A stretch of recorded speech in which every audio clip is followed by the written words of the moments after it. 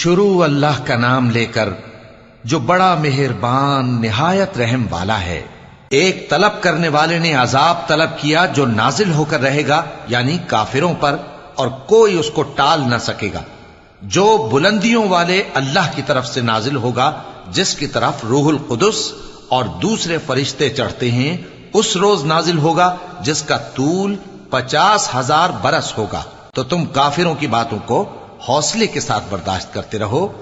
لوگ اس دن کو دور سمجھتے ہیں، جبکہ ہماری نظر میں وہ قریب ہے۔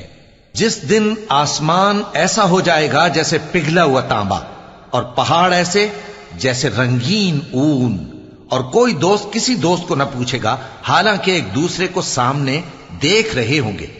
اس روز گناہگار چاہے گا کہ کسی طرح اس دن کے عذاب کے بدلے میں سب کچھ دے دے، یعنی اپنے بیٹے اور اپنی بیوی اور اپنے بھائی اور اپنا خاندان جس میں وہ رہتا تھا، اور جتنے آدمی زمین پر ہیں، غرض سب کو دے ڈالے، پھر اپنے آپ کو عذاب سے چھڑا لے۔ لیکن ایسا ہرگز نہیں ہوگا۔ وہ بھڑکتی ہوئی آگ ہے، کھال ادھیڑ کر کلیجہ نکال لینے والی۔ وہ ان لوگوں کو اپنی طرف بلائے گی جنہوں نے دین حق سے اعراض کیا اور منہ پھیر لیا، اور مال جمع کیا پھر سینت سینت کر رکھا۔ کچھ شک نہیں کہ انسان کم حوصلہ پیدا ہوا ہے۔ جب اسے تکلیف پہنچتی ہے تو گھبرا اٹھتا ہے، اور جب ملتا ہے اس کو مال تو بخیل بن جاتا ہے۔